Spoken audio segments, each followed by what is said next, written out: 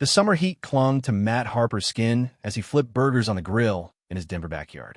The sizzle of meat mingled with the laughter of his 16-year-old daughter, Lily, who was kicking a soccer ball against the fence with her friend. Matt, a 38-year-old firefighter, savored these moments, simple, unhurried, the kind that made life feel steady. His phone buzzed on the picnic table, but he ignored it, focused on getting the burgers just right. A sharp, frantic knock at the front door broke the rhythm of the evening. Matt set the spatula down, wiping his hands on a towel, and jogged through the house. On the porch stood Ethan, the 16-year-old grandson of his neighbor Clara Bennett, his chest heaving. "Mr. Harper, it's Grandma."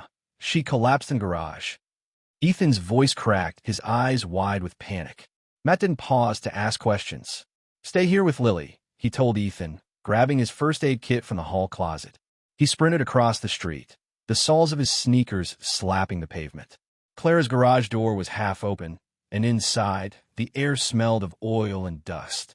Clara, 72, lay sprawled near a workbench, clutching her chest, her breathing shallow. Her eyes met Matt's, flickering with fear, but also trust. "Clara, I'm here," Matt said, kneeling beside her. His training kicked in, pulse check, airway assessment. Her pulse was erratic, her skin clammy. "Can you speak?" he asked, keeping his voice calm. "Chest hurts," she gasped, her fingers trembling against his hand. "Hang on, but getting help." Matt pulled out his phone, dialed 911, and relayed the situation with precision. Suspected heart attack, elderly female, stable but critical.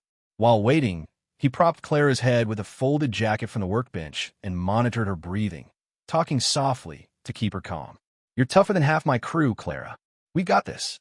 Ethan appeared at the garage door, defying Matt's order to stay back. "Is she okay?" His voice shook, but he stayed out of the way. "She's fighting," Matt said, glancing up. "Ambulance is close. Go flag them down." Ethan nodded and bolted to the street. Minutes later, sirens wailed, and paramedics rushed in with a stretcher.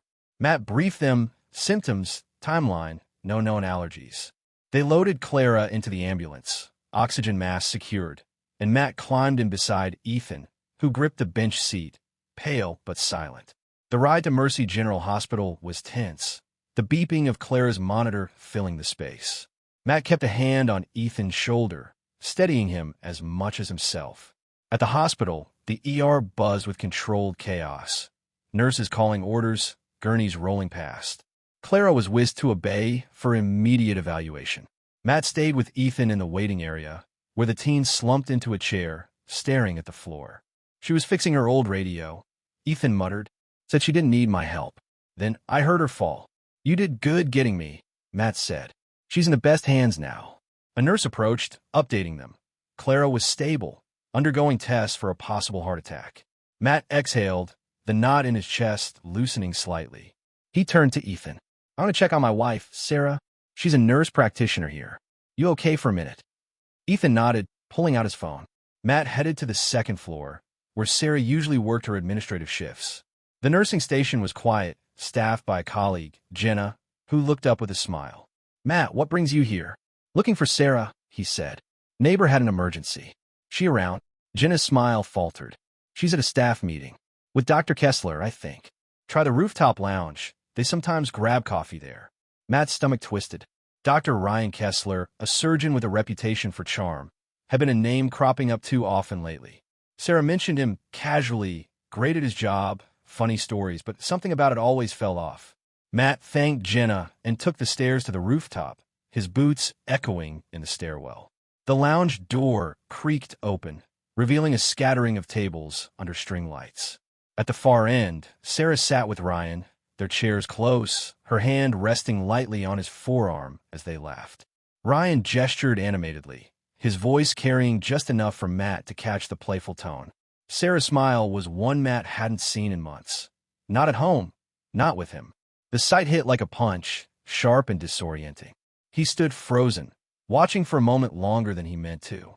Sarah's hand lingered, her posture relaxed, unguarded. Ryan leaned in, saying something that made her laugh again, her head tilting toward him. Matt's jaw tightened. He'd brushed off signs before. Late shifts, quick glances at her phone, her deflections when he asked about her day. "You're overthinking," she'd say, and he'd let it go, wanting to trust her. "Now, doubt not harder."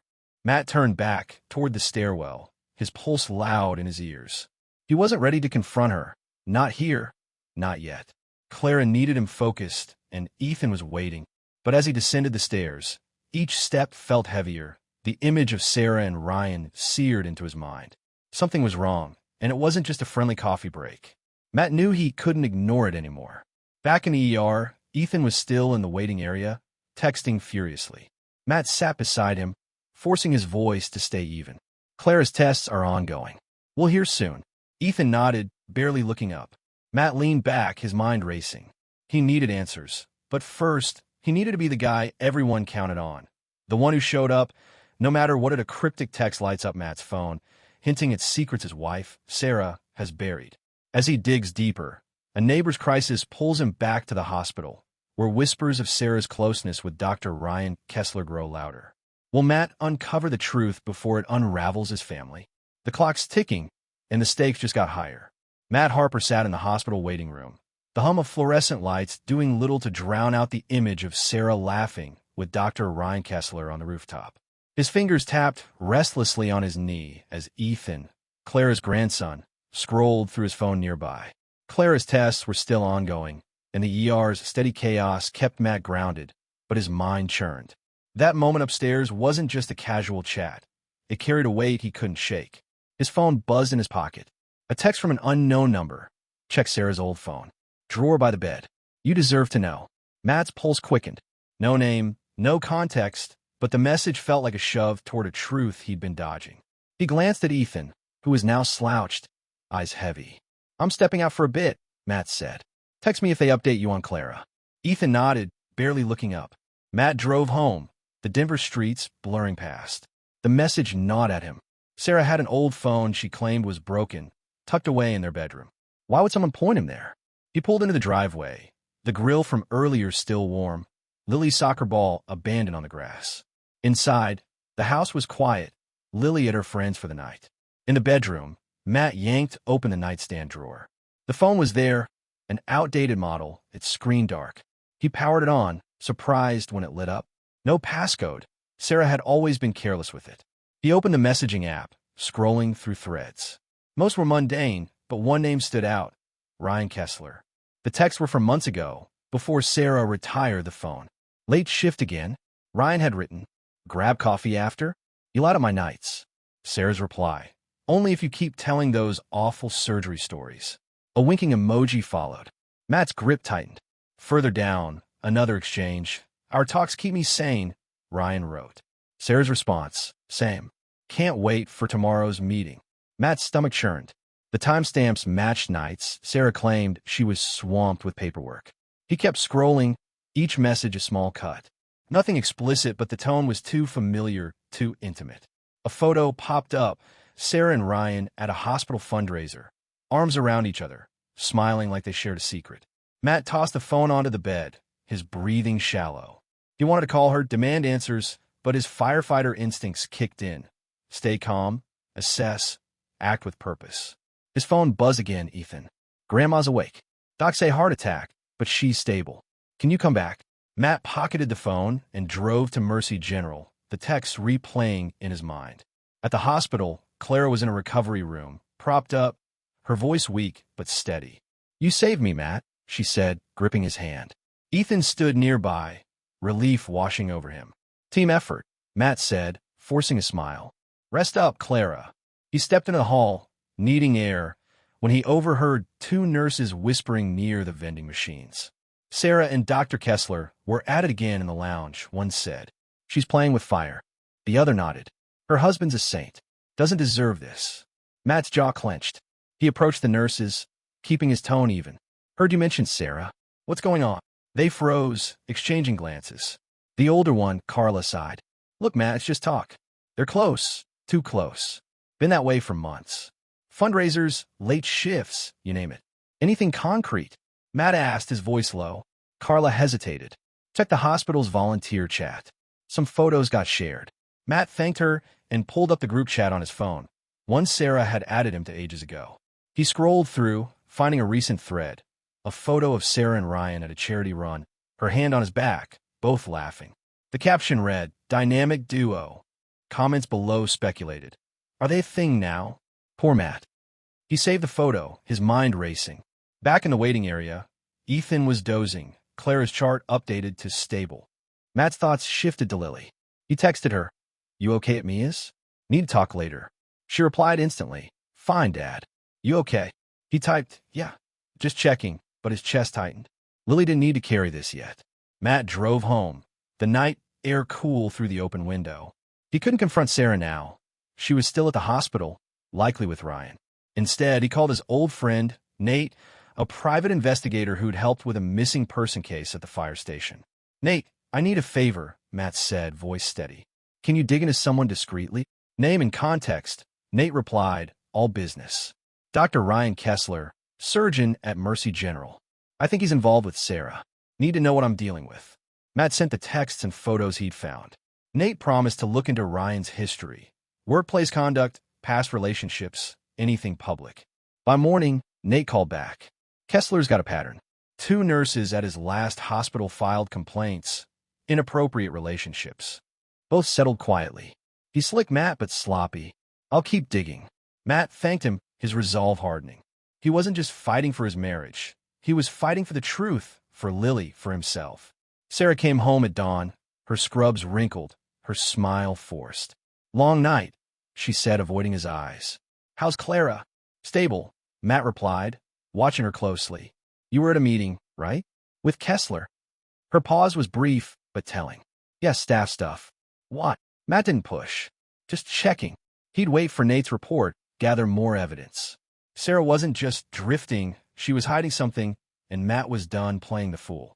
The truth was close, and he'd face it head-on. To Matt's got proof, texts, photos, whispers, that Sarah's crossed a line with Dr. Ryan Kessler.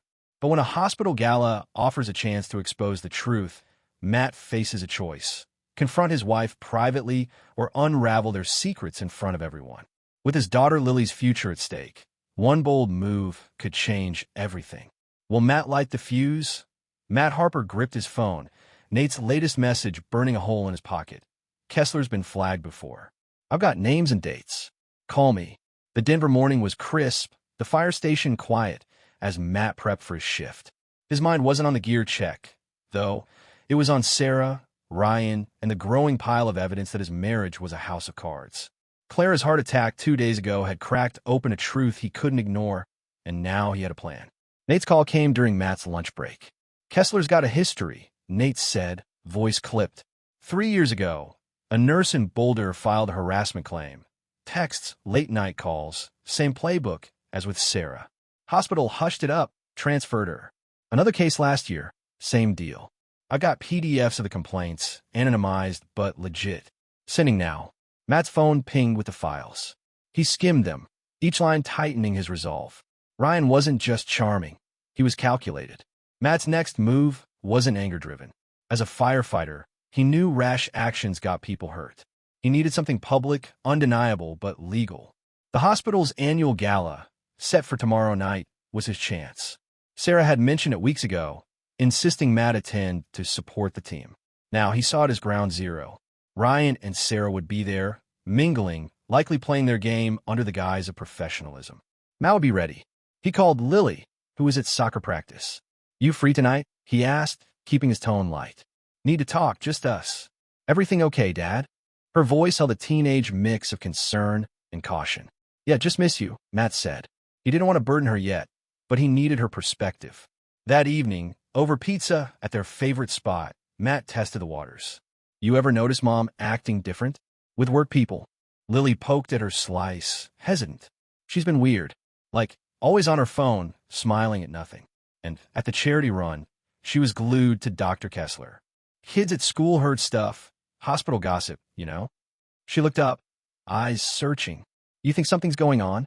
Matt exhaled, choosing honesty. "I found some texts. They're too close. I'm figuring out what to do, but I need you to know I'm handling it. You're my priority." Lily nodded, her jaw tight. "I hate this, but I trust you, Dad." The next night, Matt arrived at the gala, held at a downtown Denver venue. Sarah was already there, working the room, her laugh carrying over the crowd. Ryan stood nearby, shaking hands, his charm on full display. Matt blended in, chatting with colleagues, but his focus was razor-sharp. He'd spent the day with Nate, who'd connected him with a former colleague of Ryan's, Emily, now at a clinic in Aurora. Over a secure call, Emily shared her story. Ryan's flirtations, promises of support, then pressure to keep quiet when she spoke up. She'd recorded a brief statement for Matt, agreeing to its use if anonymous. Matt's plan hinged on the gala's award ceremony, where Ryan was set to receive a Community Impact honor. As the program began, Matt slipped backstage, where a tech crew managed the event slideshow. He'd brought a USB drive, prepared with Nate's help, containing Emily's statement and screenshots of the complaints, stripped of identifying details. "Can you cue this after Kessler's award?" Matt asked the lead tech, a guy he knew from fire department fundraisers. "It's about accountability." The tech hesitated, then nodded. "If it's legit, I'm in." Matt handed over the drive, his pulse steady but fast. On stage, Ryan accepted his award, all smiles, praising teamwork and patient care. Sarah clapped enthusiastically from the front row, her eyes bright. The crowd applauded, but as Ryan stepped off, the screen flickered. Emily's voice filled the room, calm but firm. "Dr. Kessler's pattern of inappropriate relationships cost me my job. I'm not the only one. Speak up if you've seen it." The screen flashed redacted complaint forms, dates, and Ryan's name highlighted. The room went silent, then buzzed with whispers. Ryan froze, his award clutched tightly. Sarah's face drained of color, her eyes darting to Matt, who stood near the exit, arms crossed. He didn't need to say a word. The truth was out. Guests murmured, some pulling out phones, others staring at Ryan. A hospital board member approached him, face stern, and escorted him aside. Sarah hurried toward Matt, her voice low but sharp. "What did you do?" she hissed. "What you wouldn't," Matt said evenly.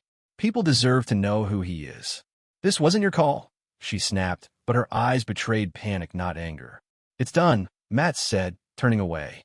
He left the venue, the cool night air hitting his face. His phone buzzed. Nate. "Board's launching an investigation. Kessler suspended pending review." "You okay?" "Not yet," Matt replied, "but I'm getting there." He drove home, Lily's words echoing. "I trust you, Dad." The gala had shifted the game, but the real fight, saving his family, his self-respect, was just beginning. Matt's bold move at the gala exposed Dr. Ryan Kessler, but Sarah's pleading texts and tearful voicemails beg for a second chance. As the hospital reels from the scandal and Lily grapples with her mom's betrayal, Matt faces a wrenching decision: forgive or forge ahead alone. With divorce papers in hand, will he choose peace over pain?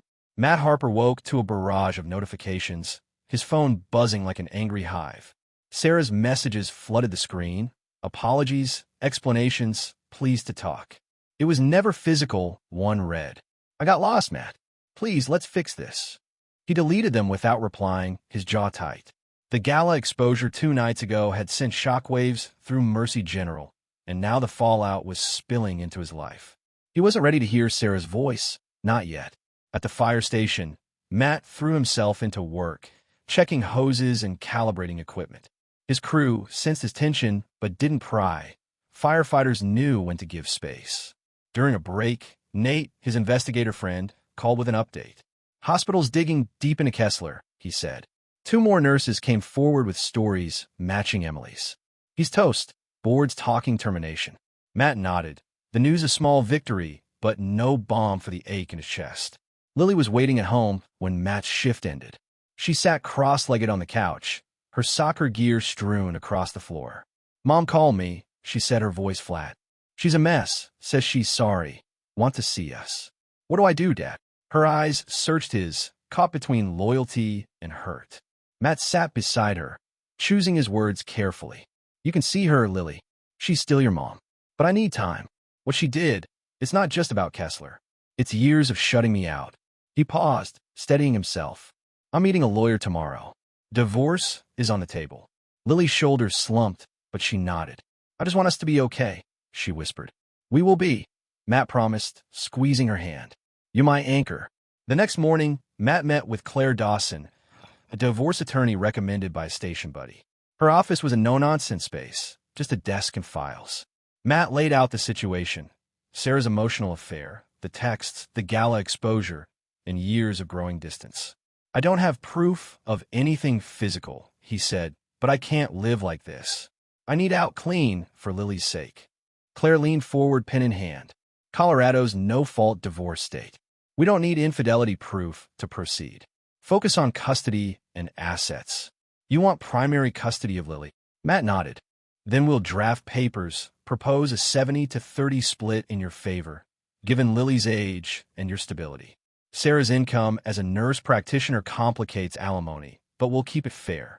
She outlined the process: filing, mediation, final hearing. Matt left with a plan, and a weight lifted, though dread lingered. Back home, Sarah was waiting in the driveway, leaning against her car. Her eyes were red, but Matt kept his distance. "We need to talk," she said, voice breaking. "I messed up, Matt. Kessler was a friend, someone who listened when I was stressed.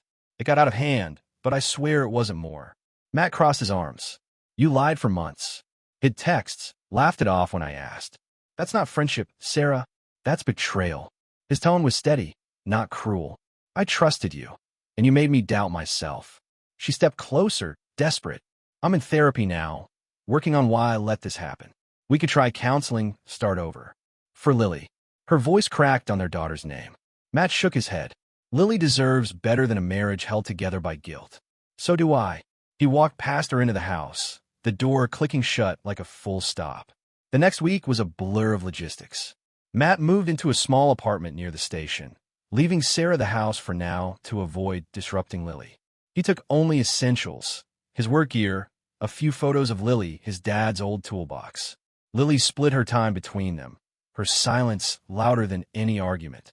At school, she confided in Matt. Kids were whispering about the gala. "They say Mom's the reason Kessler's gone," she said. "It's embarrassing." Matt hugged her tight. "None of this is on you. We're figuring it out." He enrolled her in a weekend soccer camp to keep her focused, grateful for her resilience. Clara, now home from the hospital, called Matt to check in. "Heard about the gala," she said, her voice stronger. "You did a brave thing, exposing that man. Saved others from his games." Matt thanked her, the praise bittersweet. Clara's crisis had sparked his discovery, but it also reminded him of his own strength. The guy who ran toward danger, not away. Nate sent a final report. Kessler's suspension was permanent, his medical license under review. Hospital gossip painted Sarah as a victim of his charm, but Matt knew better. She'd chosen to cross lines, to prioritize attention over their family. He forwarded Nate's files to Claire, bolstering his case. The lawyer confirmed the papers were ready. Sarah would be served soon. One evening, Matt took Lily to a diner, their old ritual. "Over fries," she asked. "Will you ever forgive Mom?" Matt chewed slowly, weighing his answer. "Forgiveness doesn't mean going back," he said. "It means letting go of the anger, so I could be the dad you need." Lily smiled faintly, a spark of hope in her eyes. As they left the diner, Matt's phone pinged. A hospital colleague, Jenna, sent a photo. It was Sarah and Kessler weeks ago in a hospital parking lot, her hand on his arm, both laughing. The caption read, "Thought you should know." Matt saved it, not for anger, but for clarity. The divorce was the right call, not just for him, but for the life he and Lily deserved. Matt's divorce papers are signed, and Dr. Ryan Kessler's career lies in ruins, but Sarah's last-ditch plea for forgiveness tests Matt's resolve. As he builds a new life with Lily, a chance encounter sparks hope. Will Matt find the peace he's fought for, or will the past pull him back? Matt Harper stood in the notary's office, the pen heavy in his hand as he signed the final divorce papers. Across the table, Sarah sat rigid, her signature already scrawled, her eyes fixed on the document. The room was silent except for the lawyer's quiet instructions. No arguments, no last-minute pleas, just the end of a marriage that had unraveled long before the gala exposed Dr. Ryan Kessler's schemes. Matt felt no triumph, only a quiet release, like exhaling after holding his breath too long. Outside, the Denver air was crisp, the late summer sun cutting through the morning chill. Sarah lingered by her car, her voice soft. "I didn't think we'd end like this." Matt met her gaze, steady but not cold. "Neither did I, but you chose your path." He walked away, the weight of years lifting with each step. He drove to his apartment, where Lily was waiting, her soccer bag slung over her shoulder. "Done?" she asked, her tone cautious but hopeful. Done, Matt confirmed, ruffling her hair. You ready for camp? Lily nodded, and they headed to her weekend soccer program, the car filled with her chatter about drills and teammates. Matt listened, grateful for her strength, knowing she'd carried her own hurt through this. The divorce had been clean, 70-30 custody in Matt's favor, no alimony. The house left to Sarah. He'd kept it simple for Lily's sake, wanting stability over spite. Kessler's fall had been swifter. After the gala, the hospital board's investigation uncovered more complaints, leading to his termination and a state review of his license. Gossip swirled. Some painted Sarah as complicit, others as another victim of his charm. Matt didn't care for the narrative. He knew the truth. Sarah had chosen to blur lines, and he'd chosen to stop pretending it was okay. A week later, Matt was coaching Lily's soccer team at a local park when he ran into Rachel, a paramedic he'd known from fire department calls. They'd crossed paths before, her sharp wit and steady presence always standing out. Heard you've been shaking things up, she said, tossing him a water bottle during a break. Hospital's still buzzing about Kessler. Matt chuckled, catching the bottle. Just doing what's right. They talked, the conversation easy, work, kids, the chaos of their jobs. Rachel mentioned losing her husband years ago, raising her 2 sons alone. You get used to rebuilding, she said, her eyes meeting his with quiet understanding. Matt felt a spark, not romantic yet, but real, a connection that didn't demand explanations. Sarah, meanwhile, kept reaching out. Texts, voicemails, even a letter dropped at his apartment. I'm seeing a therapist, she wrote. Kessler was a mistake. Not just him, but how I handled everything. I miss us, Matt. He read it once, then filed it away. Lily shared that Sarah had called her, tearful, saying Kessler had grown distant after his suspension, leaving her to face the fallout alone. She sounds lonely, Lily said, conflicted. Matt nodded, keeping his tone even. She's figuring herself out, like we are. You can love her, Lily, but don't carry her choices. He meant it, for both of them. He'd spent years swallowing doubts, and he wouldn't let guilt pull him back. At the fire station, Matt's crew threw a low-key barbecue to celebrate his new chapter. Nate showed up, clapping Matt on the back. You did more than expose Kessler, he said. Hospitals revising their conduct policies because of you. Matt shrugged, uncomfortable with the praise. His fight hadn't been for reform. It was for his family, his self-respect. Rachel joined the barbecue, invited by a mutual friend. She and Matt ended up grilling together, swapping stories about close calls on the job. You ever miss the chaos of being married? She asked, flipping a burger. Miss the good parts, Matt admitted, but not the lies. Rachel nodded, no judgment in her gaze. They parted with a promise to grab coffee, a small step toward something new. Lily's soccer camp ended with a tournament, and Matt was there, cheering louder than anyone. When she scored the winning goal, she ran to him, grinning. You're the best, Dad. That night, over ice cream, she asked, Are you happy now? Matt thought for a moment, then smiled. Getting there. You make it easy. He meant it. The divorce had closed the door, but Lily, his work, and even Rachel's quiet companionship were opening others. He didn't need revenge. Kessler's ruin and Sarah's regret were consequences enough. What he needed was this. Moments of truth, of connection, of choosing himself. A month later, Matt got a call from Clara, fully recovered and back to her garden. You're a good man, Matt, she said.